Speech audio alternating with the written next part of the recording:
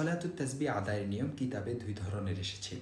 এক, এই নামাজের জন্য নির্দিষ্ট কোনো সূরা নেই। অন্যান্য নামাজের ন্যায় যথা নিয়মে সূরা ফাতিহার পর অন্য কোনো সূরা মিলানোর পরে রুকুতে না গিয়ে দাঁড়ানো অবস্থায় এই কালিমা 15 বার পড়বে, সুবহানাল্লাহ আলহামদুলিল্লাহ ওয়ালা ইলাহা ইল্লাল্লাহু আল্লাহু আকবার। অতঃপর রুকুতে গিয়ে রুকুর তাসবিহ পড়ে আবার এই কালিমাগুলো 10 বার পড়বে। অতঃপর রুকু থেকে দাঁড়িয়ে পুনরায় এই কালিমাগুলো আবার 10 বার পড়বে।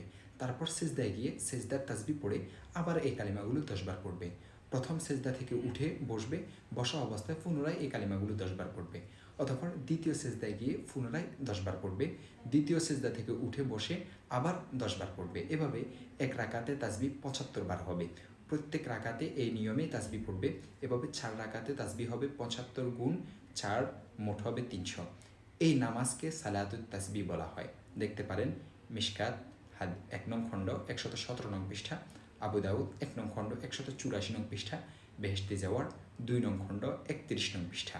দ্বিতীয় আরেকটি পদ্ধতি হযরত আব্দুল্লাহ ইবনে মুবারক হতে বর্ণিত, তা হচ্ছে প্রথম রাকাতে দোয়াটি সূরা ফাতিহার আগে 15 বার পড়বে এবং কেরাতের আগে 11 বার পড়বে।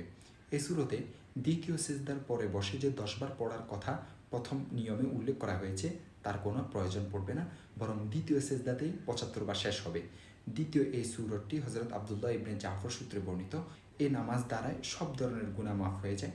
এই নামাজ প্রতি সপ্তাহে একবার এবং তা জুমার দিন হওয়া অতি উত্তম। দেখতে পারেন ইহইয়া উলুমুদ্দিন 1 নং খণ্ড 214 নং পৃষ্ঠা। সালাতুত তাসবিহ নফল নামাজ, ফরজ বা ওয়াজিব নয়। তা জীবনে একবারও যদি না পড়ে তাহলে গুনাহগার হবে না, তবে সে ব্যক্তি একটি বিরাট ফজিলত ও সওয়াবের কাছ থেকে বঞ্চিত হবে।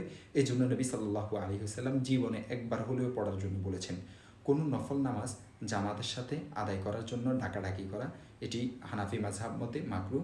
তবে রাতে একজন উচ্চ স্বরে যদি নফল নামাজের কেরাত পড়ে তাহলে 2-1 নিজস্বভাবে তার সাথে শরীক হতে পারবে, তার পিছনে ইক্তেদা করতে পারবে, সেক্ষেত্রে মাকরুহ হবে না। আর সালাতুত তাসবিহ নিতান্ত ব্যক্তিগত পড়ার নামাজ। জামাতে এই নামাজ পড়তে গেলে তাসবির হিসাব গোলমাল হয়ে যায়, আর হয়ে যাওয়াটাই স্বাভাবিক। এজন্য এটি জামাতের সাথে না পড়াই উচিত। দেখতে পারেন মিশকাত 1 নং খণ্ড 117 নং পৃষ্ঠা, ফতুয়া দারুল উলুম 4 নং খণ্ড 313 নং পৃষ্ঠা, বেহেশতে যাওয়ার 2 নং খণ্ড 30 নং পৃষ্ঠা।